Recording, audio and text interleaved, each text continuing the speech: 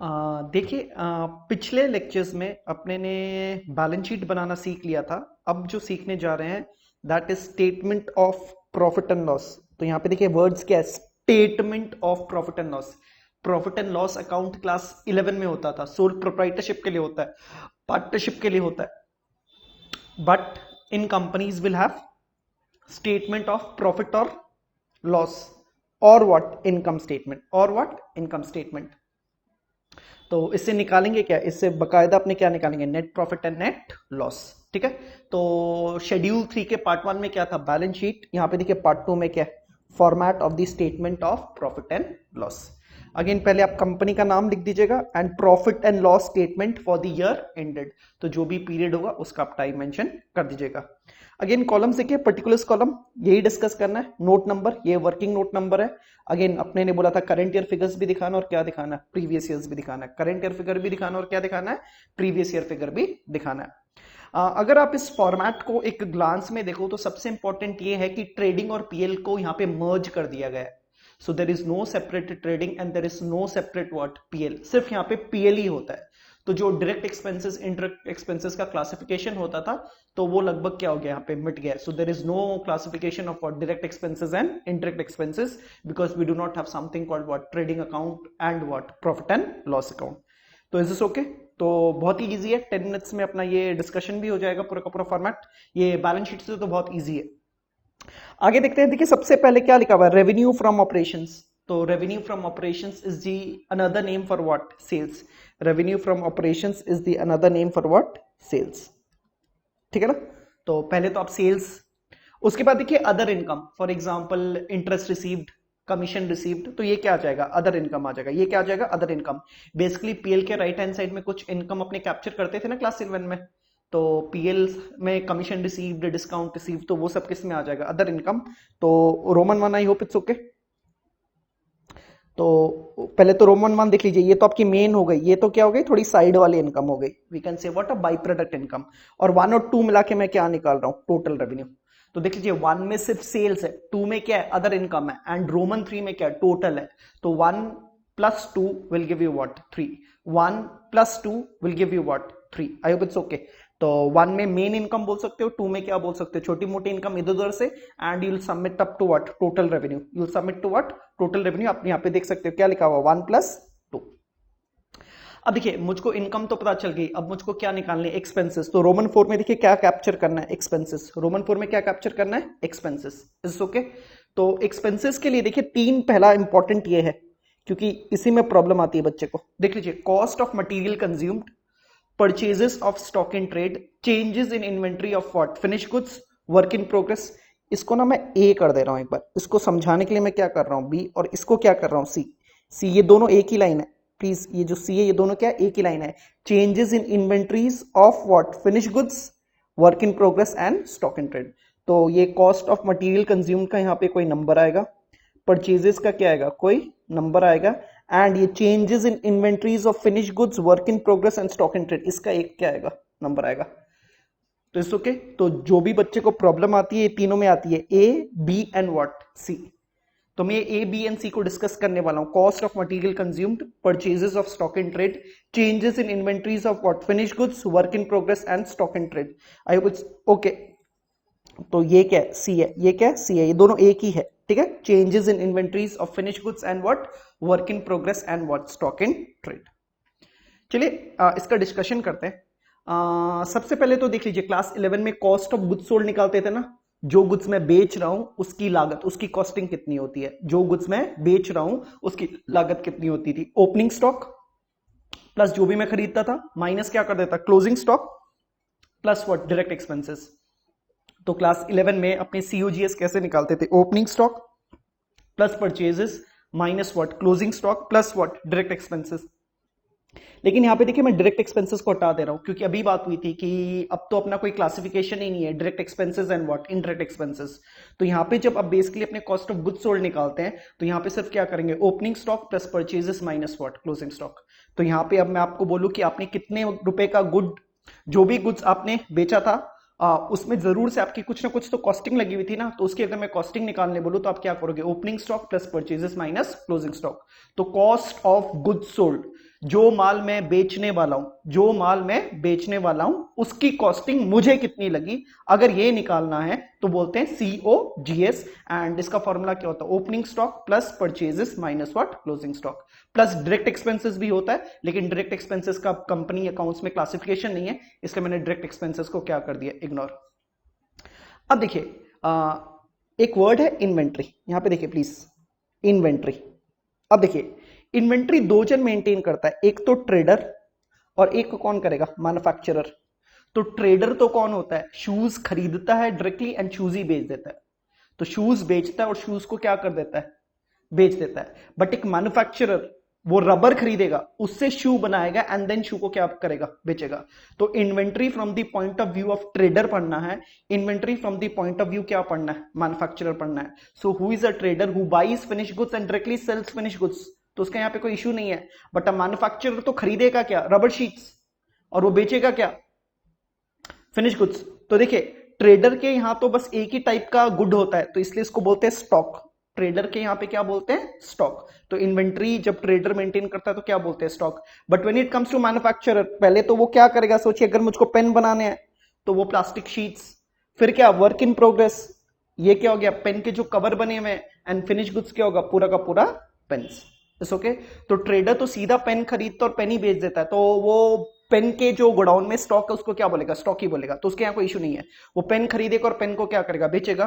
तो ट्रेडर के यहाँ इन्वेंट्री को क्या बोलते हैं, stock. But when it comes to manufacturer, inventory are of 3 types, क्योंकि उसको तो शीट्स खरीदनी है, उससे आधे अधूरे पेन भी बनेंगे एंड क्या बनेंगे, पूरे के पूरे एक पेन भी बनेंगे। तो raw materials, work in progress and what, finish goods. अब मैं बोल रहा हूं आप ट्रेडर का COGS निकालिए, ट्रेडर का तो आप क्या लिखोगे, opening stock plus purchases minus closing stock. Manufacturer के यहां तो 3 टाइप ऑफ इन्वेंट्री है, तीनों का COGS निकालिए, opening stock plus purchases minus closing stock, opening stock plus purchases minus closing stock, opening stock plus, तो देखिए सब जगह कॉस्ट ऑफ गुड्स सोल्ड निकालने का तो एक ही फॉर्मूला है, ओके। तो ये opening stock plus purchases minus closing stock क्या आ गया, कॉस्ट ऑफ गुड्स सोल्ड का फॉर्मूला आ गया। अब चलिए देखते हैं, अगर मैं सिर्फ इस पे फोकस करूं, ये मैन्युफैक्चरर का क्या फोकस कर रहा हूं, देखिए मैन्युफैक्चरर का सिर्फ रॉ मटेरियल्स का अगर मैं कॉस्ट निकालूं तो वो क्या होगा, opening stock plus purchases minus closing stock. इसी को पीछे ए में कैप्चर किया हुआ, देखिए। तो एक है कॉस्ट ऑफ मटेरियल कंज्यूम्ड, यानी ये मैन्युफैक्चरर के लिए, ये किसके लिए, मैन्युफैक्चरर के लिए। और मैन्युफैक्चरर के लिए सिर्फ ये कौन सा है, मटेरियल, सिर्फ रॉ मटेरियल्स कैप्चर कर रहा है। तो मैन्युफैक्चरर के पास कितनी इन्वेंट्री है, 3। सिर्फ अगर उसको रॉ मटेरियल्स का कॉस्टिंग दिखानी है, सिर्फ उसको रॉ मटेरियल्स की कॉस्टिंग दिखानी है, तो किस में दिखाएगा, cost of material consume, that is what, A. ठीक है, तो ए में अगर कॉस्ट ऑफ मटेरियल कंज्यूम में क्या दिखाएंगे, मैन्युफैक्चरर का 1 type of inventory, that is what, raw materials. It's okay. तो आई होप इट्स ओके। तो ये जो मेरा रॉ मटेरियल्स वाला पोर्शन है ये किस में चला गया, ए। बस इतना ही कैप्चर हुआ है, अभी भी बोर्ड में बहुत कुछ बाकी है। अब देखिए अगर मैं सिर्फ इस परचेजेस को देखूं, अगर मैं सिर्फ इस परचेजेस को देखूं, ट्रेडर का सिर्फ परचेजेस, मैं opening stock and closing stock को यहां पे क्या कर रहा हूं, इग्नोर, सिर्फ परचेजेस को देखो तो ये बी में कैप्चर्ड है, देखिएगा यहां पे देखिए बी में क्या लिखा हुआ, purchases of what, stock and trade, purchases of what, stock and trade. तो ये तो पूरा चला गया, ये तो पूरा चला गया, किस में पूरा चला गया, ए में। और ये किस में चला गया, देख लीजिए एक बार, बी में। अब देखिए मुझको ये बताइए वर्क इन प्रोग्रेस में, तो ठीक है मैन्युफैक्चर का मैं वर्क इन प्रोग्रेस देख रहा हूं, उसके यहाँ ओपनिंग स्टॉक होगा लेकिन परचेजेस तो कुछ नहीं होगा ना, क्योंकि वो खुद ही खुद रॉ मटेरियल्स को किसमें कन्वर्ट करेगा, वर्क इन प्रोग्रेस। मैन्युफैक्चर थोड़ी वर्क इन प्रोग्रेस खरीदता है, वो तो खुद ही खुद रॉ मटेरियल्स को किसमें कन्वर्ट करेगा, वर्क इन प्रोग्रेस। तो यहां पे परचेजेस कितना हो जाएगा, 0, वर्क इन प्रोग्रेस कितना हो जाएगा, 0। आई होप यू गेटिंग। मैन्युफैक्चरर तो सीधा रॉ मटेरियल्स खरीदता है, वो खुद ही खुद क्या चीज को कन्वर्ट करेगा, वर्क इन प्रोग्रेस। तो वर्क इन प्रोग्रेस का थोड़ी परचेजेस होगा, तो यहाँ पे वर्क इन प्रोग्रेस का सिर्फ क्या होगा, ओपनिंग एंड क्लोजिंग। मैन्युफैक्चरर के यहाँ परचेज ऑफ फिनिश गुड्स थोड़ी हो सकती है, वो तो खुद ही खुद वर्क इन प्रोग्रेस को किसमें कन्वर्ट करेगा, फिनिश गुड्स। तो I hope it's okay. Manufacturer के यहाँ एक ही टाइप ऑफ परचेजेस होगा, दैट इज रॉ मटेरियल्स, वो खुद ही खुद किस चीज में कन्वर्ट करेगा, work in progress. So there can not be any work in progress का purchases for home, manufacturer. And WIP को ही वो खुद में क्या चीज में कन्वर्ट करेगा, फिनिश गुड्स। तो उसके यहां again purchases of finish goods नहीं हो सकता है। तो देखो बोर्ड में बचा क्या है, अगर इसको मैं देखो तो यहां पे बचा क्या, opening stock minus closing stock. यहां पे भी बचा क्या, opening stock minus closing stock. और यहां पे भी देखिए क्या बचा है, एक ओपनिंग स्टॉक माइनस क्या बचा है, क्लोजिंग स्टॉक। तो आई होप इट्स ओके। ये opening stock minus closing stock of stock बच गया। यहाँ पे ओपनिंग माइनस क्लोजिंग ऑफ क्या बच गया, वर्क इन प्रोग्रेस। और यहाँ पे ओपनिंग माइनस क्लोजिंग ऑफ क्या बच गया, फिनिश गुड्स। इसको बोलते हैं चेंज। इसको क्या बोलते हैं, चेंज। इन तीनों चीज को देखिए यहाँ पे लिखा हुआ है, changes in inventories of what, finish goods. changes in inventories of what, work in progress, and changes in inventories of what, stock in trade। तो देख लीजिए, ये opening stock minus closing stock को चेंज बोले, इसको कहां पे कैप्चर किया, सी। इसको कहां पे कैप्चर किया, सी। और इसको भी आपके बुक ने कहां पे कैप्चर किया, सी। तो देखिए जितना भी यहाँ पे कॉस्ट ऑफ गुड्स सोल्ड था, जितना भी यहाँ पे आपका कॉस्ट ऑफ गुड्स सोल्ड था, वो कहीं ना कहीं ए, बी या सी में जाके क्या हो गया, बैठ गया। तो I hope it is okay. तो मैं थोड़ा सा मिटा देता हूं ताकि मुझको रिवाइज करवाने में आसान हो।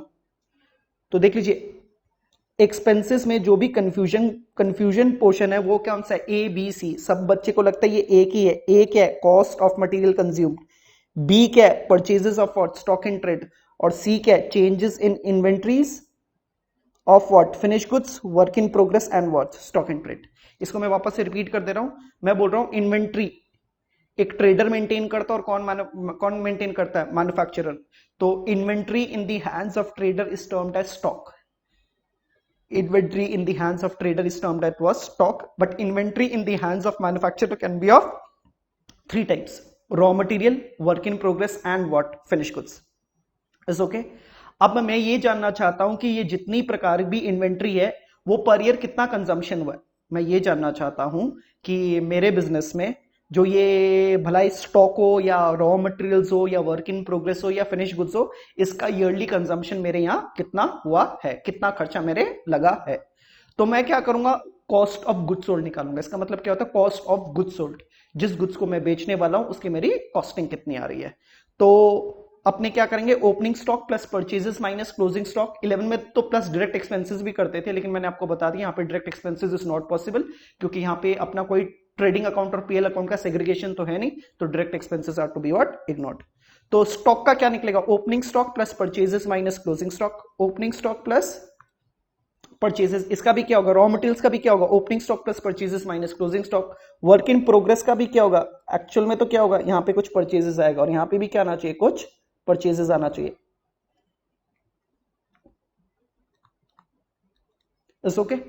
तो फिर मैं क्या बोल रहा हूं, देखिए सिर्फ अगर मैं ये वाला पोर्शन लू, ये वाला पोर्शन लू, तो इसको कहां पे कैप्चर किया, ए में। इसको कहां पे कैप्चर किया, ए में। तो अगर आप ए देखोगे तो ये क्या हो गया, कॉस्ट ऑफ मटेरियल कंज्यूम्ड। ये क्या है, कॉस्ट ऑफ मटेरियल कंज्यूम्ड। तो ये जो ए है ये क्या है, मैन्युफैक्चरर का रॉ मटेरियल्स का पोर्शन है। ये कौन सा है, मैन्युफैक्चरर का कौन सा है, raw materials. Opening stock plus purchases minus closing stock. तो ए में क्या चला गया, देख लीजिए, opening stock plus purchases minus closing stock. तो ये तो मेरे पूरे चार्ट से हट गया।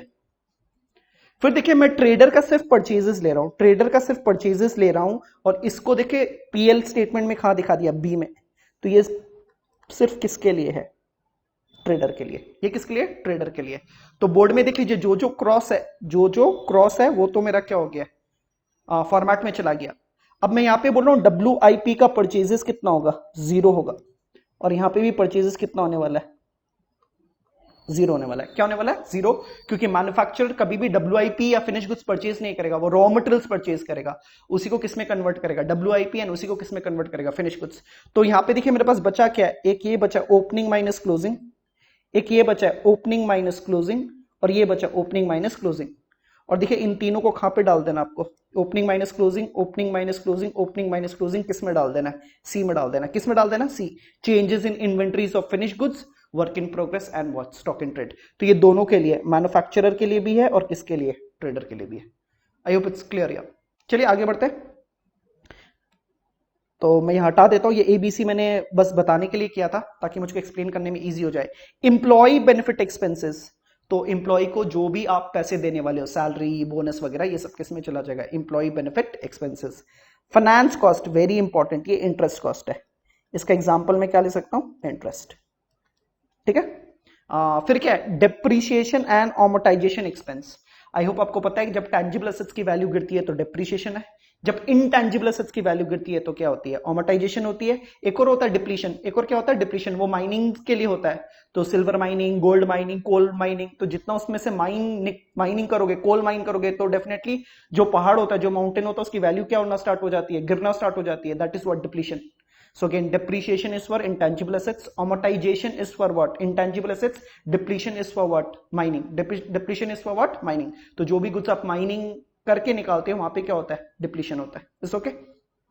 अदर एक्सपेंसेस का मतलब ये है कि ऊपर वाले एक्सपेंसेस में अगर कोई एक्सपेंस फिटिंग नहीं हो रहा तो किसमें डाल देना? Other expenses. For example fuel. For example क्या डालोगे? स्टेशनरी. तो जो भी ऊपर के खर्चे में वो आइटम फिट नहीं हो रही है, वो सब आइटम्स किस में डाल देना? Other expenses.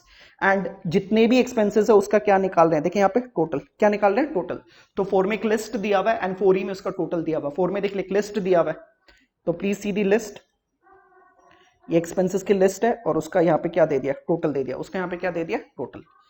तो 1 + 2 करके 3 इनकम निकाल लिया था, और 3 में मेरी इनकम बैठी हुई है, 4th में मेरा क्या बैठा हुआ है? खर्चा बैठा हुआ है. तो इनकम माइनस एक्सपेंसेस, देखो मैं क्या निकाल रहा हूं? Profit before tax.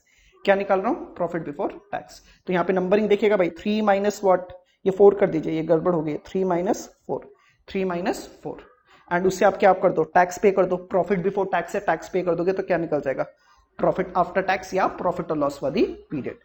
तो प्रॉफिट बिफोर टैक्स से आप क्या पे कर दो? टैक्स. तो आपका क्या निकल जाएगा? प्रॉफिट और loss for the period. It is okay. यहां पे 2 पॉइंट देख लीजिए. Tax is to be calculated, tax is to be calculated on profit before tax. ये बहुत इंपॉर्टेंट है. टैक्स का ना परसेंटेज दे देगा 40%, तो वो 40% किस पे मल्टीप्लाई हो गया? 0.5 में. 30% टैक्स दे देगा, किस में मल्टीप्लाई करना है? पॉइंट नंबर 5 पे. 20% टैक्स दे देगा, किस में मल्टीप्लाई करोगे? 0.5. आप समझो प्रॉफिट का एक हिस्सा टैक्स के तौर पे देते हो, तो प्रॉफिट बिफोर टैक्स जो कमाई है उसी पे आपको क्या देना पड़ता है? टैक्स. क्योंकि बच्चे कितनी बार सेल्स पे मल्टीप्लाई कर देते हैं, तो इसलिए मैं इसको आपको थोड़ा सा अलर्ट कर रहा हूं. प्रॉफिट बिफोर टैक्स, तो उस प्रॉफिट में अभी भी टैक्स देना बाकी है. And I hope you remember, income tax is paid on what? Profits. तो जितना प्रॉफिट्स है उस पर मल्टीप्लाई. दूसरा, if there is a loss, if there is a loss, no tax is to be paid. No tax is to be paid. Profit पे tax देते हो, losses पे नहीं. तो अगर ये प्रॉफिट बिफोर टैक्स नेगेटिव या जीरो आ गया तो आपको टैक्स कैलकुलेट करने की दरकार नहीं है. It's okay. तो चलिए मैं यहाँ पे वापस से देख लीजिए, ये एबीसी को मैं कुछ सम्स के हेल्प से करवा दे रहा हूँ, क्योंकि मेरा इंटेंशन आपको यही सिखाना. बाकी तो इजी है. ये कौन सा था? बी, और ये सी. ए में क्या है? Cost of material consumed. यहाँ पे ए में सिर्फ क्या है? रॉ मटेरियल्स है. बी में क्या है? Purchases of stock in trade. सिर्फ स्टॉक का परचेजेस है. किसका? एक ट्रेडर का. सी में मिक्स है, मैन्युफैक्चरर एंड ट्रेडर. तो चलिए एक सम के हेल्प से मैं इसको समझा दे रहा हूं. एक सम नहीं, 2 सम करेंगे इसके ऊपर, एंड अपना काम बन जाएगा. तो आप प्लीज ये फॉर्मेट लर्न कर लीजिएगा. एंड इस फॉर्मेट में भी आप ऑर्डर नहीं बदल सकते हो, आप अपने मन से कोई एडिशनल आइटम ऐड नहीं कर सकते हो. हाँ, सम में कोई अगर आइटम मिसिंग है तो आप उसको इग्नोर कर सकते हो. चलिए क्वेश्चन नंबर 3 देखिए क्या लिखा हुआ है. ये गड़बड़ होगी. Compute cost materials consumed. तो ये सिर्फ ए पूछ रहा है. आप देख लीजिए, बोल रहा है कि कंप्यूट कॉस्ट. यहां पे देखिए ये पूछ रहा है सीधा, सिर्फ cost of raw materials consumed पूछ रहा है. तो जब भी मटेरियल्स पे फोकस करेंगे, देखिए ये मटेरियल सिर्फ किस पे पूछ रहा है? सिर्फ ये पूछ रहा है. और ये मेरा यहाँ पे क्या था? ए था. देखिए यहाँ पे मेरा क्या था? ये देखिए ए था. ए में क्या? Opening stock plus purchases minus closing stock. Opening stock plus purchases minus closing stock. तो यहाँ पे देख लीजिए cost of raw materials consumed. तो मैं क्वेश्चन 8 को यहीं पे कर दे रहा हूं. तो cost of raw materials consumed, formula क्या था? Opening plus purchases minus what? Closing. तो इन्वेंट्री एट द बिगिनिंग कितना है? 3 लाख. कितना है? 3 लाख. ठीक है ना. इन्वेंट्री एट द एंड कितना दे दिया? 3,60,000. तो ये कितना दे दिया? 3,60,000. तो देखिए आपका ओपनिंग दे दिया और आपका क्या दे दिया? क्लोजिंग. एंड परचेज कितना? 15 लाख. लेकिन या आई होप ये कितना आएगा? 14,90,000. ये कितना आएगा? 14,90,000, क्योंकि परचेज में से आपने क्या किया? परचेज रिटर्न भी किया. It's okay. तो ये क्या हो जाएगा? प्लस. तो देख लीजिए ओपनिंग स्टॉक दे दिया डायरेक्टली, परचेजेस दे दिया है, आप परचेज रिटर्न माइनस कर दीजिएगा, और क्लोजिंग दे दिया है. तो ये कितना निकल के आएगा 14,30,000 is my answer. 14,30,000 is my answer. तो इसमें सिर्फ क्या पूछा है, फॉर्मेट का जो एक्सपेंसेस का जो ए था, फॉर्मेट का जो एक्सपेंसेस था उसमें से ए पूछा, cost of material consumed. Material का मतलब क्या हो गया, raw material, and raw material trader के पास होगा कि मैन्युफैक्चरर के पास होगा, मैन्युफैक्चरर के पास होगा।